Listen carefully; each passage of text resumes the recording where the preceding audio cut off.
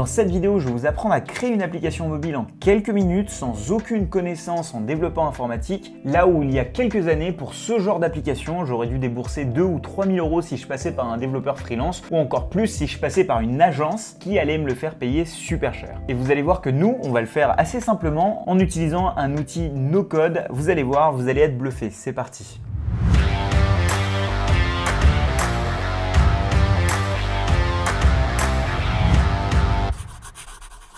L'un des gros avantages du no-code, c'est de donner la possibilité à n'importe qui de pouvoir développer une application web, une application mobile, qui jusque-là en fait n'était pas du tout à la portée des personnes qui ne savaient pas coder. En effet, il fallait absolument connaître un des langages comme le Java, JavaScript, pour pouvoir créer des applications mobiles sur iPhone ou Android. Ce qui faisait que tester n'importe quelle idée de startup ou encore faire la première version de son application mobile revenait au final très cher. Mais heureusement que maintenant, sur 2020 et 2021, il s'est passé quelque chose d'incroyable. Il y a de plus en plus d'outils comme Adalo, Stacker, Bubble, Bravo Studio qui nous permettent de créer des applications mobiles qui sont pour certaines vraiment très faciles d'accès, mais surtout elles permettent de le faire sans connaissance en développement informatique. Et pour cette vidéo, j'ai justement sélectionné un des outils les plus simples pour démarrer un petit peu notre voyage dans ce monde du développement d'applications mobiles, enfin développement sans coder. Et pour faire ça, j'ai nommé l'outil Glide. Vous allez voir, Glide est un outil assez incroyable qui vous permet à partir d'une spreadsheet, donc d'un Google Sheet, et bien de créer une application mobile quasi automatiquement. Et je vais justement aujourd'hui exporter toute ma liste de vidéos et créer en quelques minutes l'application YouTube où vous allez pouvoir regarder mes vidéos. Évidemment, je vous donnerai également accès à cette application pour vous prouver que je raconte pas juste du pipeau. Et évidemment, restez bien jusqu'à la fin de cette vidéo parce que je n'oublie pas les autres outils. Je vous fais un petit comparatif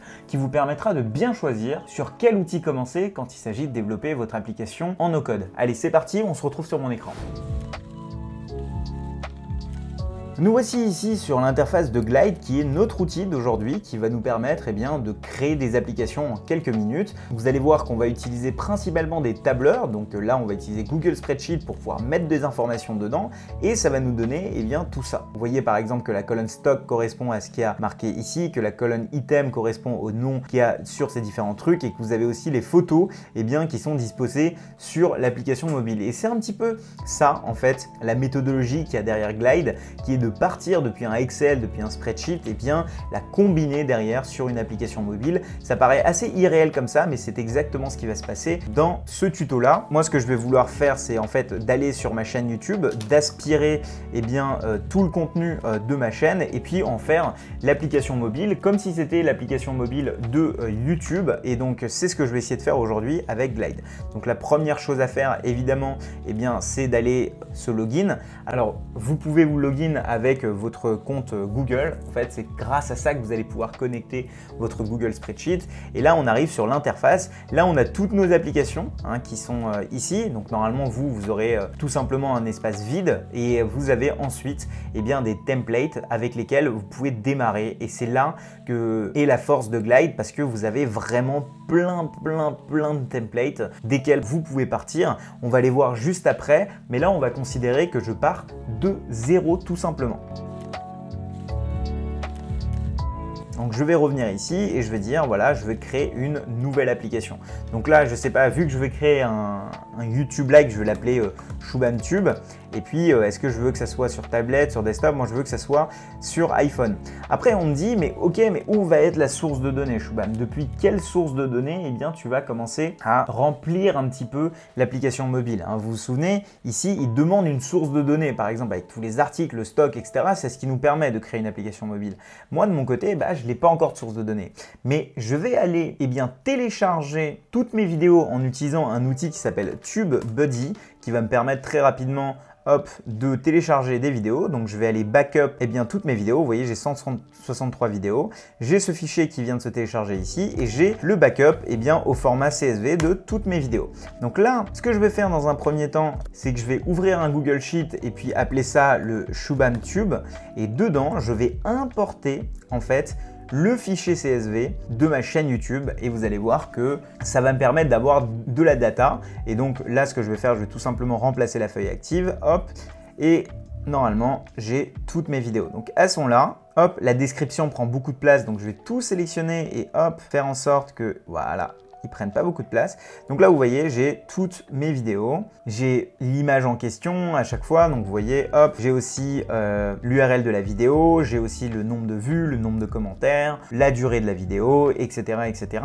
Et donc ça, vous allez voir que ça va beaucoup me servir pour Glide. Et pour ceux qui se demandent comment ça se fait que mon Google Sheet est en fait en noir, c'est parce que j'utilise bien le Dark Mode avec cet outil incroyable qui s'appelle Dark Reader qui vous permet de tout mettre en Dark Mode. Je sais, ce n'est pas le sujet, mais je sais que j'allais avoir les questions en commentaire, donc je vous le donne, c'est gratuit. Bon, maintenant qu'on a un petit peu ce Google Sheet avec ShubhamTube, ce que je vais faire, c'est que je vais revenir ici et dire que maintenant j'ai une source qui s'appelle ShubhamTube, que je vais pouvoir sélectionner pour pouvoir, donc là vous voyez ShubhamTube, hop, je vais pouvoir sélectionner pour que, il puisse me créer l'application. Et là, vous allez voir la magie. Il est en train de me créer une app. Il va automatiquement aspirer toutes les informations de mon Google Spreadsheet et les mettre sur une app. Donc rien que là déjà, bon évidemment c'est pas ce que je veux, moi je veux recréer YouTube, mais il m'a déjà fait une liste avec toutes mes vidéos. Alors d'où est-ce qu'il les a pris mes vidéos, il les a prises d'ici. Vous avez vu que là, sur cet onglet ici, il a réussi à m'importer le fichier ShubhamTube que j'avais créé avec les tags, la description, privacy, etc., ainsi que les thumbnails. Et ça va nous être très utile pour la suite parce qu'on va les utiliser pour pouvoir créer notre application. Je vais vous présenter un petit peu l'interface de Glide qui va vous permettre de mieux comprendre comment est-ce qu'on pourra modifier ça. Vous voyez ici, il y a un onglet style et là, si par exemple on change de style, vous allez voir qu'on a différentes manières de voir la même donnée. Donc en fait, notre base de données ici, c'est Glide et là, notre application reprend cette base de données. Donc là, je suis en mode liste. Si je veux, je peux passer en mode tile. Là, c'est pas mal. Ça ressemble un petit peu à ce que j'aurais vu sur YouTube, par exemple. Mais si je veux créer un Tinder-like, par exemple, je peux faire ce truc-là qui me permet d'avoir du swipe. Si je veux quelque chose comme YouTube, ça, je crois que ça ressemble pas mal à YouTube. Je vais peut-être garder ça. Mais je peux aussi mettre ça sous forme de checklist ou quoi que ce soit. Mais bon, admettons, je veux garder ça sous forme de carte. Ce que je vais pouvoir faire ici, vous voyez, c'est changer un petit peu la source. Moi, j'avais qu'une seule feuille ici qui s'appelle feuille 1, mais si besoin, je pouvais aussi changer ça. Je peux aussi choisir les icônes de mes différents menus. Ici, si je fais Edit List, par exemple, je vais pouvoir sélectionner un peu plus en détail qu'est-ce que je veux voir ici. Par exemple, sur YouTube, souvent quand on lance l'application, l'image est quand même un petit peu plus grande. On a la possibilité de voir le titre, on a la possibilité de voir la description, mais en tout cas, l'image, elle n'est pas tronquée comme ça. Et pour ça, je vais pouvoir modifier tout ce qu'il y a ici. Donc par exemple, moi, je ne veux pas ce PC quelque chose. Moi, je veux vraiment, en fait, rien en header. Après, je veux le titre et je veux, la description, c'est pas mal. Le thumbnail URL, c'est parfait, donc ça me permet de voir un petit peu mon image. Au niveau du design, par contre, c'est là où ça va jouer. Si je le mets en carré, ça va donner ça, mais ça ressemble pas vraiment à YouTube.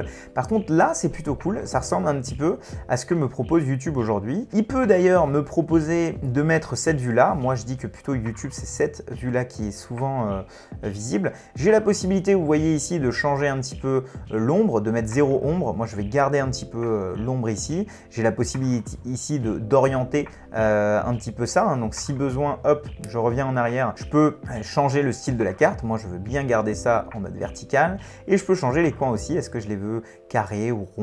Je peux changer le style du texte, le nombre de lignes qui s'affichent. Par exemple, je vais laisser en afficher 2. C'est pas trop mal. Là, j'ai quelque chose d'assez intéressant et vous voyez que dès que je clique là-dessus, il se passe quelque chose. Et là, il y a un problème, il faut que je règle ça. Et donc moi, ce que je vais faire, c'est que ici, j'ai la possibilité de changer toute la donnée. Vous voyez, dès que je clique sur quelque chose, c'est en surbrillance ici à droite. Donc moi, je veux pas du tout ça. Donc je vais venir supprimer les éléments ici. Est-ce que j'ai besoin du titre? Pas vraiment. Moi, ce que je veux, en fait, c'est, je vais appuyer sur le plus et là, vous allez voir que j'ai plein de composants qui sont déjà préfaits. Donc, vous allez voir que j'ai du texte que je peux ajouter, des boutons, des relations, des vidéos. Ah, des vidéos, moi, c'est exactement ce que je veux. Donc, je vais cliquer sur vidéo et là, vous voyez, automatiquement, il a pris, et ça, c'est quand même magnifique, il a pris le lien qui s'appelle WatchURL, qui est ici dans, WatchURL, et il a mis en embed, la vidéo. Alors du coup, moi je vais venir me poser la question, je vais me dire ok, mais très bien, mais qu'est-ce qui se passe quand je lance une vidéo sur YouTube eh bien, il y a des boutons de like, il y a le nom de la chaîne et il y a les commentaires. Bon, c'est ce que je vais essayer de répliquer un petit peu. Donc, je vais d'abord ajouter du texte. Dans le texte, qu'est-ce que je veux? Est-ce que je veux l'ID de la vidéo? Non, je veux le titre. Ok. Le titre, je veux qu'il soit quand même un peu large. Je veux qu'il soit grand. Est-ce que je veux qu'il soit centré? Non, il est toujours centré à gauche. Donc, le titre, ça va. J'aimerais bien aussi ajouter un séparateur pour après ajouter la description, par exemple. Donc là, je vais refaire un titre, mais cette fois-ci, je vais afficher la description. Et la voici. Je veux l'afficher plutôt en petit, la description. Voilà. Je veux tronquer parce que j'ai pas envie qu'elle soit vue. Donc, je vais afficher, on va dire, allez, les 3 premières lignes de la description. Après, j'aimerais bien afficher, par exemple, le bouton like. Je ne sais pas si c'est possible. J'ai un bouton like ici. Hop. Je vais peut-être le remonter. Donc là, vous voyez, ça marche assez comme par magie. Et là, je peux du coup mettre un like ou ne pas mettre un like. Donc je vais laisser ce bouton ici, ce bouton. Et puis derrière, en bas, si besoin, je peux aussi mettre une section de commentaires. Donc là, si je ne le trouve pas, je fais COMM. Et là, je vois qu'il y a une section commentaires. Donc j'ai une possibilité en bas de créer un système de commentaires en bas de cette vidéo. Donc là, vous voyez, j'ai créé une appli dans laquelle j'ai toutes mes vidéos, dans une appli privée, comme celle de YouTube. Et ça, en fait, si j'en ai besoin, je peux aller ici, la publier, je fais Publish App. Et à partir de ce moment-là, en fait, si je fais Shubham Tube, hop, et là vous voyez que si je copie le lien, eh bien vous allez voir, et vous pouvez d'ailleurs vous aussi aller sur votre propre navigateur, essayer cette application, vous allez voir que vous allez pouvoir accéder à l'appli tout simplement, directement depuis cette app. Et ça c'est fou. Moi si je veux télécharger l'application, je peux tout simplement scanner ce QR code, ou alors je peux vous partager le lien, ce qui vous permettra de télécharger l'application tout simplement. Évidemment, j'ai fait un raccourci sur tout ce qui était possible ici, mais sachez que Glide est un outil incroyable dans lequel vous pouvez évidemment ajouter plusieurs menus, vous pouvez ajouter plusieurs tabs. Là, vous voyez, je viens d'ajouter un tab. J'ai du coup un tab qui peut s'appeler par exemple Accueil et puis un tab qui peut s'appeler Mes favoris par exemple. Et ces favoris, je peux également changer l'icône. Par exemple, si je fais Heart, hop, voilà, je peux mettre ça.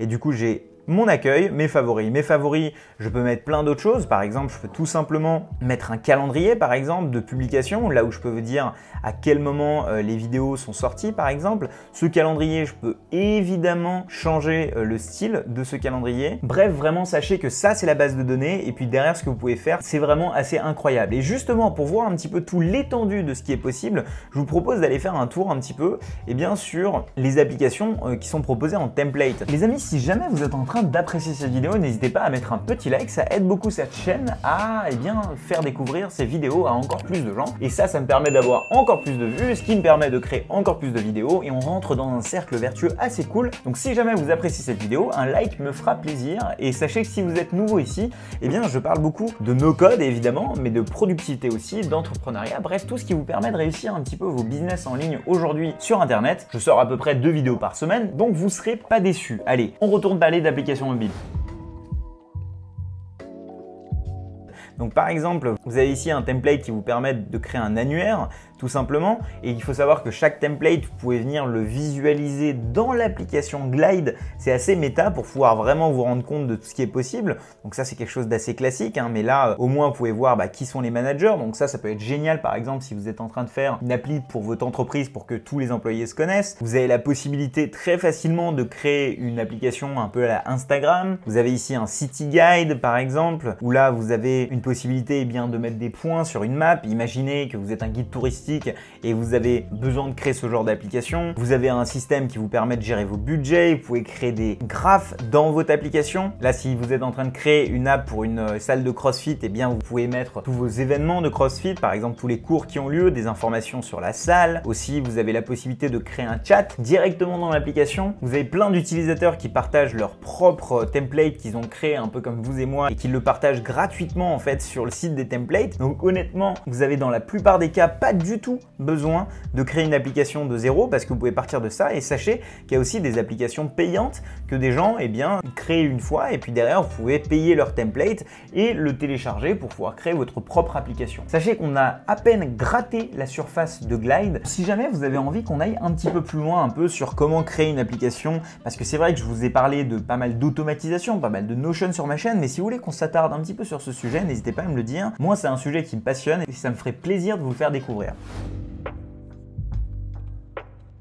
Bon, parlons un petit peu maintenant des outils no-code qui vous permettent de créer ces applications mobiles. Là, je vous ai parlé de Glide, qui est un des outils les plus simples, qui vous permet vraiment de partir du Google Sheet et de créer une application mobile. Il se trouve que pour la plupart des cas, eh bien, Glide fonctionne très bien, donc je vous invite vraiment à l'utiliser, ou à au moins le tester pour déjà commencer si vous êtes débutant dans le monde du no-code. Sur le même principe, on a aussi Stacker, où vous pouvez partir d'un tableur pour créer une application mobile. Ensuite, si on rentre sur des outils un petit peu intermédiaires, on va trouver Bravo Studio, qui est vraiment très intéressant pour tous les designers qui travaillent par exemple avec des outils comme Figma. Ils vont pouvoir directement les importer dans Bravo Studio pour pouvoir travailler avec, donc ça c'est hyper intéressant pour les designers. Si on continue un petit peu plus loin, il y a l'outil Adalo, qui est un outil no-code vraiment génial, qui vous permet d'aller beaucoup plus loin que Glide pour pouvoir configurer vos applications mobiles. On a des modules déjà tout faits, d'inscription d'utilisateurs, de connexion, et donc ça vous fait gagner beaucoup de temps. Et enfin, de l'autre côté du spectre, on a l'outil qui selon moi est le plus complet, mais aussi le plus compliqué, c'est Bubble. Bubble, c'est vraiment l'outil le plus complet pour la création d'applications web et mobile. D'ailleurs, vous pouvez créer les deux à la fois parce que vous pouvez littéralement tout configurer. Vous pouvez faire des appels à des API, vous pouvez configurer vraiment toute la partie design, vous pouvez gérer à fond la base de données d'utilisateurs. Bref, je ne vais pas plus dans les détails, mais sachez que je vous ai fait une page Notion que vous trouverez dans la description de cette vidéo où je vous détaille un petit peu les différences entre ces applications mobiles. Comme ça, vous vous ferez une idée. Mais en général, parlons des avantages et des inconvénients de développer une application en no-code, parce qu'évidemment, tout n'est pas rose. Commençons par les avantages. Eh bien, premièrement, c'est hyper simple. Vous l'avez vu, il y a déjà plein de choses qui sont préconfigurées pour nous. Le fait qu'il y ait déjà des composants, des templates déjà tout faits, fait que c'est encore plus rapide. Il n'y a pas forcément besoin de compétences en particulier pour pouvoir commencer. Vous voyez, si jamais vous savez utiliser Google Sheet et utiliser un navigateur web, c'est assez simple sur Glide de créer sa première appli parce que les choses sont assez automatisées. Pour ce qui est du prix, c'est souvent pas cher, voire parfois gratuit si jamais on est dans une utilisation basique. Sur Glide, il y a plein de templates qui sont payants, que vous pouvez tout simplement réutiliser. Mais le plus gros avantage selon moi, c'est la capacité de faire et défaire une application très rapidement. En fait, ce qui se passe quand on veut démarrer une boîte ou quoi que ce soit, souvent on a besoin de tester notre idée, on a besoin de valider notre marché. Et pour pouvoir faire ça, il faut parfois quelque chose que nos utilisateurs puissent manipuler. Ça s'appelle le MVP, le Minimum Viable Product. J'en ai parlé sur plein de vidéos sur ma chaîne, mais sachez que pour pouvoir créer ce MVP, à l'époque, il fallait débourser beaucoup d'argent et souvent, c'était prendre un gros risque que de faire développer une application mobile par une agence ou un freelance. Et c'est là qu'aujourd'hui, tout a changé avec le no-code où on peut faire des prototypes, des MVP très rapidement. Alors pour ce qui est des inconvénients, il se peut que parfois, les fonctionnalités soient assez limitées. Par exemple, si on commence sur Glide et puis on se rend compte qu'il y a besoin de telle et telle fonctionnalité, de tel et tel composant, tout n'est pas configurable sur Glide. Et ce qui fait qu'on va peut-être devoir changer d'outil et aller sur quelque chose comme Bubble ou Adalo pour pouvoir faire ce qu'on veut faire. Ce qui fait que vous pouvez potentiellement être amené de changer et de recréer votre application. Mais comme je vous l'ai dit, dans un premier temps, ce n'est pas grave. Une application, c'est quelque chose qui vit. Ce n'est jamais quelque chose de final. Et même en développement, pour ceux qui ont déjà fait faire des applications mobiles, où je peux vous dire, moi, en tant que développeur, à l'époque, quand moi, on me demandait des applications mobiles, c'était jamais une version finale. Il y avait toujours de l'itération. Et d'ailleurs, ça, en tant que freelance, c'était génial parce que vous pouvez vendre des contrats de maintenance et faire payer votre utilisateur en fonction, du temps et des modifications. Se dire que votre première application mobile va être votre application finale, ce n'est pas vrai. L'autre inconvénient aussi, c'est que si vous voulez quelque chose de personnalisé, il va falloir y mettre du temps. Bubble, par exemple, c'est une technologie aujourd'hui. Il y a des freelance Bubble, il y a des développeurs Bubble qui commencent à émerger sur des plateformes de freelance. Donc ça veut dire que si vous pensez que ça va être aussi simple que ce que je vous ai montré de créer une application beaucoup plus compliquée, ce n'est pas aussi linéaire que ça. Vous allez voir qu'il va vous arriver plein de problématiques que vous devrez surmonter et c'est normal. Et le dernier inconvénient dont j'ai un petit peu parlé, c'est le fait d'être bloqué sur une application. En tout cas, d'avoir peur d'être bloqué sur une application. Le fait de se dire que si je commence avec Adalo, je serai obligé de rester sur Adalo. Et si je commence sur Bubble, je serai obligé de rester sur Bubble. L'autre inconvénient qui peut faire peur, c'est que vos données, les données de votre application, sont souvent hébergées par ces outils. Elles ne vous appartiennent pas. Donc là aussi, selon si vous êtes dans le monde de la santé ou dans d'autres business qui ont un gros enjeu au niveau de la data, ça peut être assez compliqué. Mais quoi qu'il en soit, vous avez vu que grâce à cette vidéo d'introduction, vous avez compris que le no-code c'était accessible à tous, qu'il y avait vraiment pour tous les goûts, c'est-à-dire que si vous voulez aller plus loin, il y aura des outils pour que vous puissiez aller plus loin, et vraiment si vous voulez être au plus simple, il y a des outils pour vous. Ça vous permet d'itérer le plus simplement possible, et l'itération c'est hyper important, parce que c'est ça qui vous permet d'être agile, d'écouter votre marché et de valider votre marché pour pouvoir commencer, par exemple, à publier une application mobile sur l'App Store ou sur le Play Store. Et le dernier point à retenir, c'est qu'en fait, ça vous permet d'aller vite, de gagner du temps. En final, d'investir pas forcément un gros montant dès le début, mais juste quelques euros par mois ou un peu de votre temps pour pouvoir avoir la première version. Et c'est vraiment tous ces points qui vous permettront, une fois que votre application soit validée, d'investir ensuite plus facilement parce que vous savez qu'il y a un marché. Et justement, en parlant de validation d'idées, je vous propose d'aller voir cette vidéo sur laquelle je vous donne un exemple de comment pendant le confinement, j'ai lancé un business avec juste en bricolant quelques outils no-code pour pouvoir valider mon marché. Je vous retrouve de l'autre côté. Allez, c'est parti.